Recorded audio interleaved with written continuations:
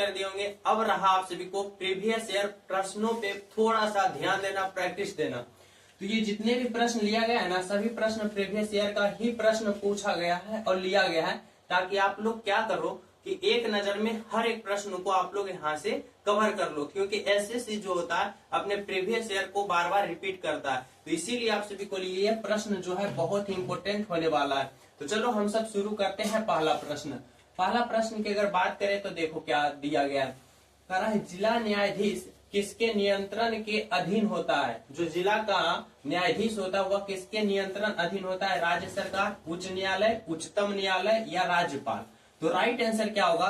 Right answer होगा option number 2 उच्च न्यायालय। उच्च न्यायालय के अधीन होता है जिला न्यायाधीश। ऑप्शन नंबर यहाँ पे 2 जो होगा आपका राइट आंसर होगा। ठीक है, चले नेक्स्ट पे देखो 2 नंबर का प्रश्न समझना। 2 नंबर में क्या करा है, सामाजिक न्याय का अर्थ क्या है। सामाजिक न्याय का अर्थ क्या है, यह भी पूछा हुआ प्रश्न है।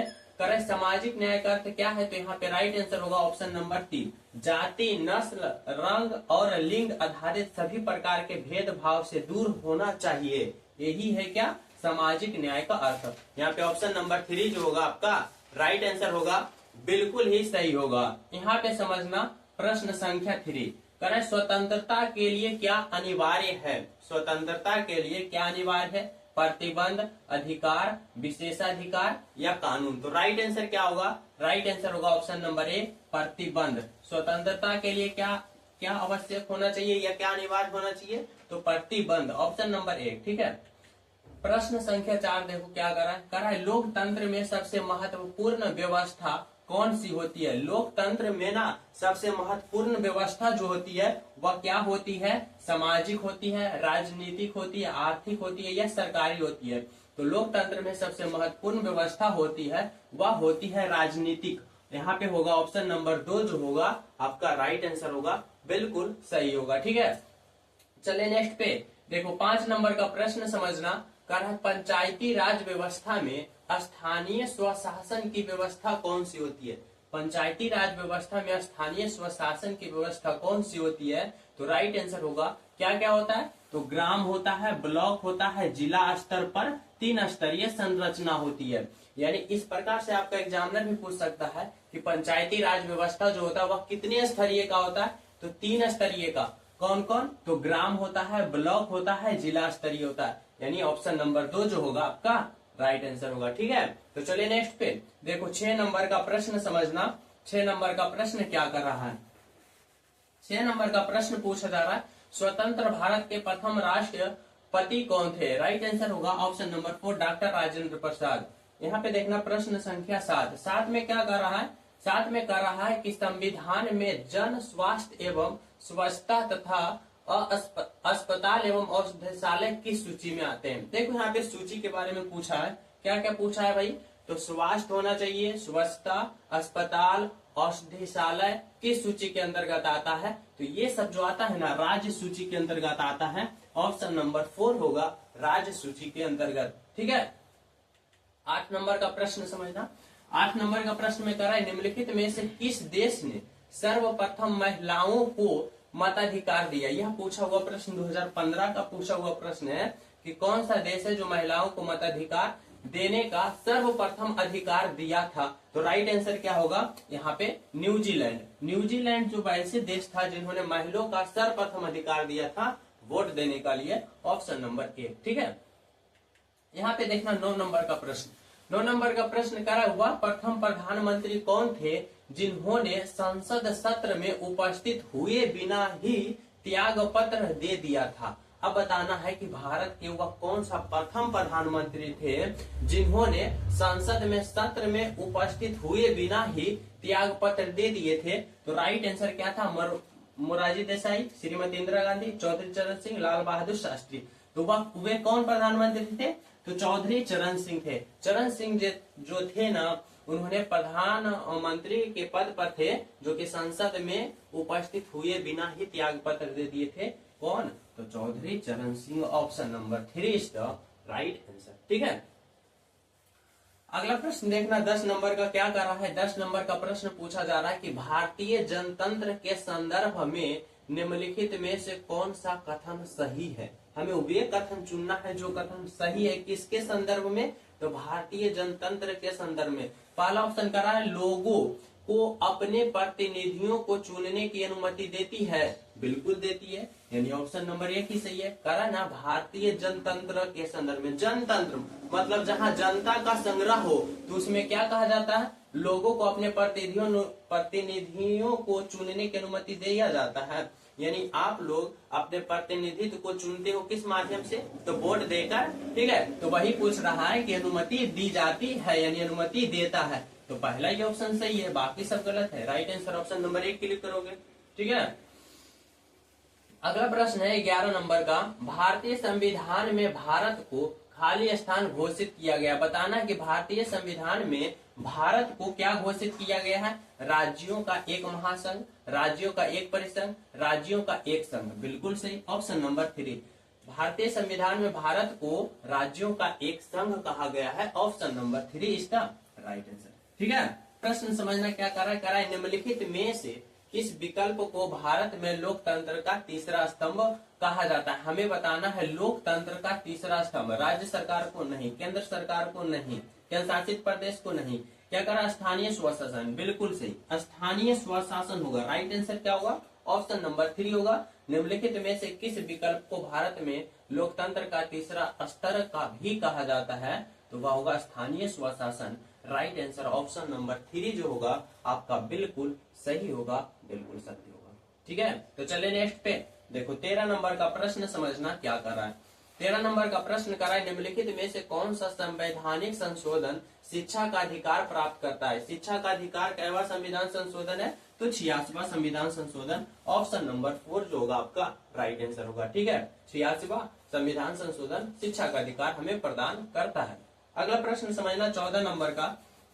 14 नंबर का है निम्नलिखित में से कौन सी भाषा संविधान की 8वीं अनुसूची का हिस्सा नहीं है? डोगरी है, बोडो है, संथाली है, फारसी। देखो फारसी जो है ना, वह जो है 8वीं अनुसूची का भाषा नहीं है, यानी फारसी हमारा राइट आंसर होगा, बिल्कुल सही होगा, ठीक है। अगला प्रश्न समझना 15 नंबर का। 15 नंबर का क्या पूछ रहा है? करा निम्नलिखित में से क्या भारत के सर्वोच्च न्यायालय के अधिकार क्षेत्र में नहीं है? वह कौन सा जो क्षेत्र है जो सर्वोच्च न्यायालय के अधिकार क्षेत्र में नहीं आता है? अपील आता है, मूल आता है, सलाहकार आता है, वित्तीय। राइट आंसर होगा ऑप्शन नंबर 4। वित्तीय जो है वह क्या है? तो सर्वोच्च न्यायालय के अधिकार क्षेत्र में नहीं आता, ठीक है। ऑप्शन नंबर 4 जो होगा आपका राइट आंसर होगा। नेक्स्ट प्रश्न समझना क्या कर रहा है 16 नंबर का। 16 नंबर का कर रहा है 86वां संविधान संशोधन, जो कि किससे संबंधित है? शिक्षा के अधिकार से, जो कि 2002 में भारत के संविधान में निम्नलिखित में से कौन सा अनुच्छेद अंतः स्थापित किया गया था? तो समझना 86वां संविधान संशोधन शिक्षा का अधिकार हमें प्राप्त करता है, जो कि 2002 में यह संशोधन किया गया था। और किस अनुच्छेद के अंतर्गत इसे रखा गया? तो अनुच्छेद 21 के ए के अंतर्गत रखा गया है। Right answer option number A होगा, बिल्कुल सही होगा, ठीक है। ऑप्शन नंबर ए इसका राइट आंसर। 17 नंबर का प्रश्न समझना क्या कर रहा है। 17 नंबर का प्रश्न है कि दो राज्यों के बीच के विवाद को भारत के सर्वोच्च न्यायालय द्वारा हल किया जा सकता है। किसके द्वारा? अपीली न्याय क्षेत्राधिकार के द्वारा, सहकारी क्षेत्राधिकार के द्वारा, या पर्याय क्षेत्रीय अधिकार द्वारा, या मूल न्यायाधिकार द्वारा। तो जब भी दो राज्यों के बीच विवाद होता है कोई भी प्रकार का, तो वह मूल न्यायाधिकार द्वारा उसे हल किया जाता है। ऑप्शन नंबर 4 जो होगा आपका राइट आंसर होगा, ठीक है। 18 नंबर का प्रश्न समझना क्या कर रहा है। 18 नंबर का प्रश्न है बीपी मंडल आयोग। देखो यह आयोग किसके बारे में कर रहा है? बीपी मंडल आयोग की स्थापना पिछड़ेपन के कारणों का अध्ययन करने के लिए की गई थी। अनुसूचित जनजाति के लिए, अनुसूचित जाति के लिए, ग्रामीण महिलाओं और बच्चों के लिए, या सामाजिक और आर्थिक रूप से पिछड़े वर्ग के लिए। बिल्कुल सही होगा ऑप्शन नंबर 4, जो कि बीपी मंडल आयोग की स्थापना हुआ था, वह हुआ था सामाजिक और आर्थिक रूप से पिछड़े वर्ग के लिए। ऑप्शन नंबर 4 आपका राइट आंसर होगा। 19 नंबर का प्रश्न समझना क्या कर रहा है? कर रहा है निम्नलिखित में से किस अधिनियम के तहत भारत में द्वैध शासन की प्रणाली शुरू की गई थी? भारत में जो द्वैध शासन प्रणाली शुरू हुई थी वह किस अधिनियम के तहत हुई थी? भारत सरकार अधिनियम 1935, भारत सरकार अधिनियम 1909, भारत सरकार अधिनियम 1947, भारत सरकार अधिनियम 1919। बिल्कुल ऑप्शन नंबर 4 आपका राइट आंसर होगा, बिल्कुल सही होगा। ठीक है, right answer option number 4। 20 number का प्रश्न समझना क्या कर रहा है। 20 नंबर का प्रश्न है, भारत के राष्ट्रपति को पद से हटाने के लिए संसद द्वारा कौन सा प्रस्ताव पारित किया जाता है। राष्ट्रपति को हटाने के लिए संसद द्वारा कौन सा प्रस्ताव पारित किया जाता है। कटौती प्रस्ताव गलत, प्रतिनिधित्व प्रस्ताव गलत, अविश्वास प्रस्ताव गलत, महाभियोग प्रस्ताव। बिल्कुल सही ऑप्शन नंबर 4 होगा कि भारत के राष्ट्रपति को पद से हटाने के लिए हम लोग कौन सा प्रस्ताव लाते हैं, तो महाभियोग प्रस्ताव। ऑप्शन नंबर 4 आपका राइट आंसर होगा। ठीक है, 21 नंबर का प्रश्न समझना क्या कर रहा है। 21 नंबर का प्रश्न है, भारतीय संविधान के किस अनुच्छेद में शोषण के विरुद्ध मौलिक अधिकार का प्रावधान किया गया। मौलिक अधिकार का प्रावधान जो किया गया है ना, अनुच्छेद 23-24 में, यानी ऑप्शन नंबर 2 होगा आपका राइट आंसर। अनुच्छेद 23 और 24 में क्या किया गया है, तो विरोध यानी शोषण के विरोध मौलिक अधिकार हमें प्रदान किया गया अनुच्छेद 23 और 24 में। Right answer option number 2। ठीक है, अगला प्रश्न समझना 22 नंबर का। 22 नंबर में क्या पूछा जा रहा है। 22 नंबर में कह रहा है 1885 में किए गए भारतीय संविधान के 52वां संविधान संशोधन या 52वां संशोधन में क्या सुधार किया गया था।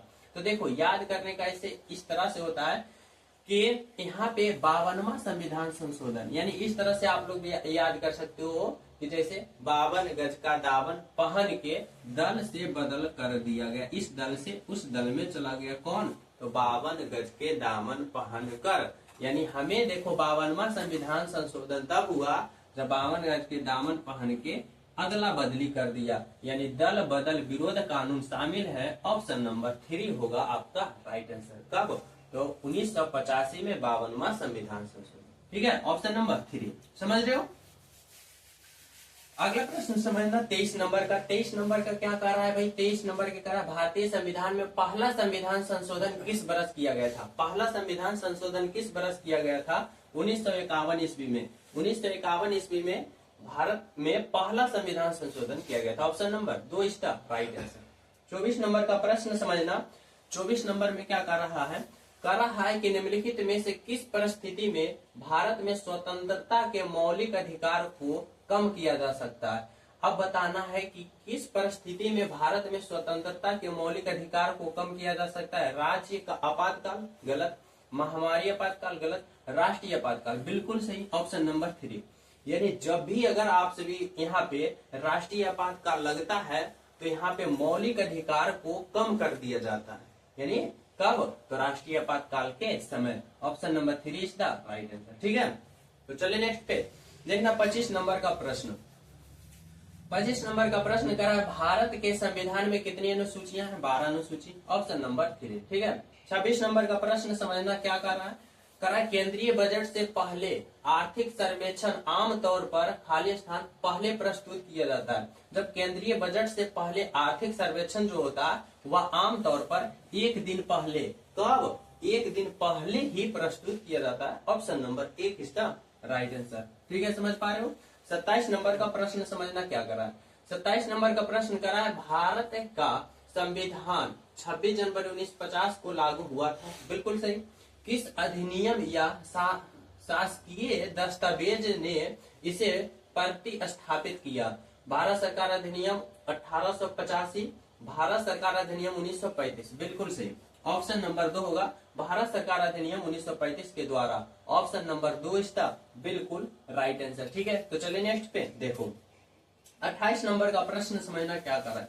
28 नंबर का प्रश्न है कि संसद के पास भारत के संविधान के प्रावधानों में संशोधन करने की शक्तियां है। बिल्कुल है। संविधान का कौन सा अनुच्छेद संसद पर अधिकार रखता है, यानी हमें बताना है ना कि कौन सा संविधान संशोधन है जो कि अनुच्छेद हमें बताना है, जो कि संविधान में भी संशोधन कर सकता है। तो वह अनुच्छेद है 368 यानी 368। अनुच्छेद 368 जो है वह संविधान में संशोधन कर सकता है। ठीक है। 29 नंबर का प्रश्न क्या कर रहा है भाई, कह रहा है घरेलू हिंसा अधिनियम 2005 से महिलाओं की सुरक्षा के बारे में निम्नलिखित में से कौन सा संचय सच नहीं है। हमें बताना है कि कौन सा ऑप्शन जो है ना वह सच नहीं है, किसके प्रति भाई? तो घरेलू हिंसा अधिनियम 2005 से महिलाओं की सुरक्षा के बारे में कौन सा ऑप्शन जो है वह सही नहीं है? हम बताना कर रहा है चोट शारीरिक, भावनात्मक या आर्थिक हो सकती है, बिल्कुल। यह कार्यस्थल पर घटित हिंसा पर भी लागू होता है, बिल्कुल यही गलत है। क्या कर रहा है? कर रहा है कि यह कार्यस्थल पर घटित हिंसा पर भी लागू होता है, तो यह लागू नहीं होता, यानी हमारा राइट आंसर क्या होगा? यही है जो कि सच नहीं है, बिल्कुल ऑप्शन नंबर 2। ठीक है, 30 नंबर का प्रश्न समझना क्या कर रहा है भाई? 30 नंबर का प्रश्न कर रहा है कि 2018 के बजट के अनुसार भारत के राष्ट्रपति का मासिक वेतन क्या था? तो देखो, भारत के राष्ट्रपति का जो वेतन होता है ना वह फिक्स होता है। अब यहाँ पे पूछ रहा है कि भारत के राष्ट्रपति का वेतन 2018 में क्या था? तो 5 लाख, और 5 लाख हमेशा ही रहता है। ठीक है, तो यहाँ पे आप सभी को 2018 जो दिया था ना वह कंफ्यूज करने के लिए दिया था। तो यहाँ पे राइट आंसर ऑप्शन नंबर 3 होगा। ठीक है, 31 नंबर का प्रश्न समझना क्या कर रहा है कि 1950 में भारतीय संविधान द्वारा देश को शामिल करने वाले मौलिक दस्तावेज के रूप में किस अधिनियम को प्रतिस्थापित किया गया था? अधिनियम विनिमय अधिनियम 1993, भारत सरकार अधिनियम 1935, बिल्कुल सही ऑप्शन नंबर 2, भारत सरकार अधिनियम 1935 के तहत ही किया गया था। राइट आंसर ऑप्शन नंबर 2 जो होगा आपका बिल्कुल सही होगा। ठीक है, तो चले नेक्स्ट पे। देखो 32 नंबर का प्रश्न समझना क्या कर रहा है? संविधान की 8वीं अनुसूची संविधान अधिनियम 2003 द्वारा यथा अद्यतन में सूचीबद्ध भाषाओं की संख्या कितनी थी? देखो यह एग्जामिनर पूछना चाहता है कि 8वीं अनुसूची में यहाँ भी भाषा कितनी थी 2003 में? समझ ना, भाषाओं की संख्या 22 भाषाओं की संख्या 2003 में थी 8वीं अनुसूची में, जो कि अभी है। ऑप्शन नंबर 4 आपका राइट आंसर होगा। ठीक है, ये 32 नंबर का। 33 नंबर का प्रश्न समझना क्या कर रहा है कि 2018 तक प्रतिस्थापित सदस्यों के मामले में दुनिया की सबसे बड़ी राजनीतिक पार्टी कौन थी? तो वह थी Bharatiya Janata party, option number 3, जिसे हम बीजेपी भी कहते हैं। ठीक है, 34 नंबर का प्रश्न समझना क्या कर रहा है? 34 नंबर का प्रश्न कर रहा है जनवरी 2019 तक भारतीय संविधान में अनुच्छेदों की संख्या कितनी थी? तो हमें बताना है कि जनवरी 2019 तक भारतीय संविधान में अनुच्छेदों की संख्या कितनी थी। और यह देखो 2019 का शिफ्ट में पूछा हुआ प्रश्न है, तो यहाँ पे हमारा राइट आंसर होगा 448, जो कि इसका राइट आंसर दिया गया है। ठीक है, ऑप्शन नंबर 4। अगला प्रश्न है 35 नंबर के, उपभोक्ता संरक्षण विधेयक 2018 के पारित होने के साथ किस वर्ष का उपभोक्ता संरक्षण अधिनियम बदल दिया गया? हमें बताना है कि उपभोक्ता संरक्षण विधेयक 2018 के पारित होने के साथ किस वर्ष का उपभोक्ता संरक्षण अधिनियम बदल दिया गया था? 1986, 1991, 1981, 1978। तो राइट आंसर क्या होगा भाई? तो 35 नंबर का, तो 35 नंबर का जो राइट आंसर होगा वह होगा 1986। 1986 जो होगा आपका बिल्कुल सही, बिल्कुल सही। ठीक है, तो चलिए नेक्स्ट पे 36 नंबर का प्रश्न समझना क्या कर रहा है? 36 नंबर का प्रश्न कर रहा है कि वाणिज्य मुकदमों के बारे में सरकार को निम्नलिखित में से कौन सा सुझाव भारत के 2017-18 के आर्थिक सर्वेक्षण में इंगित किया गया था? मुकदमों के विचाराधीनता कम करनी चाहिए, बिल्कुल सही, ऑप्शन नंबर 1 जो है इसका राइट आंसर है। 37 नंबर का प्रश्न समझना क्या कर रहा है? 37 नंबर का कर रहा है कि केंद्र सरकार के बजट में वार्षिक वित्तीय विवरण दर्शाते हैं। केंद्र सरकार के बजट में वार्षिक वित्तीय विवरण दर्शाते हैं भारत सरकार द्वारा अर्जित अनुमति धन नहीं, विभिन्न राज्यों के अनुमति प्राप्तियों और व्यय का ब्यौरा नहीं, भारत सरकार की अनुमति प्राप्तियां और व्यय का ब्यौरा, बिल्कुल सही, ऑप्शन नंबर 3 जो होगा आपका राइट आंसर होगा 37 नंबर का। 38 नंबर का प्रश्न समझना क्या कर रहा है भाई? 38 नंबर का कर रहा है भारतीय संविधान के 8वीं अनुसूची में भाषाओं शामिल है, अभी बताया था 22 भाषा शामिल है। 40 नंबर का प्रश्न कर रहा है भारत के केंद्र शासित प्रदेश का गठन इसलिए किया गया क्योंकि वे राज्य बनने के लिए उनका जनसंख्या घनत्व अधिक, राज्य बनने के लिए बहुत छोटे प्रांत, बिल्कुल सही, यहाँ पे दिया गया राइट आंसर ऑप्शन नंबर 2, राज्य बनने के लिए बहुत छोटे प्रांत, बिल्कुल सही, बिल्कुल सत्य। 39 नंबर का प्रश्न, 40 नंबर का प्रश्न समझना क्या कर रहा है भाई? 40 नंबर का प्रश्न कर रहा है भारत के संविधान के निम्नलिखित प्रावधानों में से कौन सा प्रावधान संसद के साधारण बहुमत द्वारा संशोधित किया जा सकता है संसद के गणपूर्ति, जिसे हम कोरम कहते हैं। बिल्कुल सही, यही आपका राइट आंसर होगा। ऑप्शन नंबर 1 आपका बिल्कुल सही। ठीक है, 42 नंबर का प्रश्न समझना क्या कर रहा है। करा भारतीय दंड संहिता की कौन सी धारा महिला की सहमति के बिना गर्भपात करने के अपराध से संबंधित है। धारा 314, धारा 313, धारा 315 या धारा 312। तो राइट आंसर क्या होगा भाई। करा भारतीय दंड संहिता की कौन सी धारा महिला की सहमति के बिना गर्भपात करने की अब अपराध से संबंधित है। तो राइट आंसर इसका क्या होगा। राइट आंसर होगा धारा 313। धारा 313 राइट आंसर होगा। ऑप्शन नंबर 2 जो है बिल्कुल सही, धारा 313 इसका राइट आंसर। ठीक है, 43 नंबर का प्रश्न समझना क्या करा भाई। 43 नंबर का प्रश्न जो है, करा भारतीय संविधान के अनुच्छेद 123 के तहत अध्यादेश की घोषणा करने की शक्तियां निम्नलिखित में से किसके पास है। यह भारत के राष्ट्रपति के पास होता है। ऑप्शन नंबर 2 आपका राइट आंसर। ठीक है, ऑप्शन नंबर 2 भारत के राष्ट्रपति के पास होता है। 44 नंबर का प्रश्न समझना क्या कर रहा है। नगर निगम की बैठकों की अध्यक्षता कौन करता है। तो नगर निगम की बैठकों की अध्यक्षता अध्यक्ष नहीं, निर्देशक नहीं, राज्यपाल नहीं, कौन, तो महापौर। ऑप्शन नंबर 2 जो होगा आपका राइट आंसर होगा। 45 नंबर का प्रश्न समझना। 45 नंबर का प्रश्न जो है वो क्या कर रहा है भाई। करा किस संविधान संशोधन के द्वारा रियासतों के पूर्व शासकों की उपस्थिति और विशेषाधिकार को समाप्त कर दिया गया था। 26वां संविधान संशोधन, 25वां संविधान संशोधन, 27वां या फिर 24वां। तो राइट आंसर क्या होगा। राइट आंसर होगा 26वां संविधान संशोधन के तहत क्या कर दिया गया था, जितने भी रियासत था सभी का शासन की उपाधियों और विशेषाधिकारों को समाप्त कर दिया गया था 26वां संविधान संशोधन के तहत। ठीक है, 46 नंबर का प्रश्न समझना क्या कर रहा है भाई। अगला प्रश्न कर रहा है कि भारतीय दंड संहिता की धारा 510 के अनुसार एक शराबी व्यक्ति द्वारा सार्वजनिक रूप से दुराचार करने की सजा धारण कारावास के साथ दंडनीय है, जो 24 घंटे तक बढ़ाई जा सकती है। यह जुर्माना को इतना रुपये तक बढ़ाया जा सकता है, इन दोनों के साथ दंडित किया जा सकता है। बिल्कुल 10 रुपया तक क्या किया जा सकता है, बढ़ाया जा सकता है। ऑप्शन नंबर 2 होगा आपका राइट आंसर। ठीक है, 47 नंबर का प्रश्न समझना क्या कर रहा है। करा भारत के संविधान के किस अनुच्छेद द्वारा अस्पष्टता को समाप्त कर दिया गया है और किसी भी रूप में इसे प्रथा का प्रचलन निषिद्ध किया गया है। अनुच्छेद 17 आपका राइट आंसर होगा, बिल्कुल सही होगा। ठीक है, 48 नंबर का प्रश्न समझना क्या कर रहा है।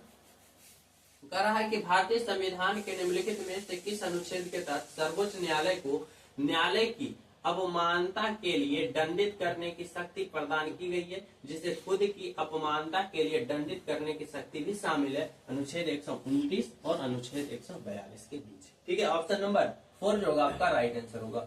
49 नंबर का प्रश्न समझना क्या कर रहा है। करा भारतीय संविधान में द्विसदनीय प्रणाली किन देश से ली गई है। द्विसदनीय प्रणाली की व्यवस्था अगर हम बात करें ना, तो यह ली गई है किसे, यूनाइटेड किंगडम। ऑप्शन नंबर 4 जो है आपका राइट आंसर होगा, बिल्कुल सही होगा। ठीक है, 50 नंबर का प्रश्न समझना। करा भारतीय वन्यजीव संरक्षण अधिनियम किस वर्ष लागू किया गया था।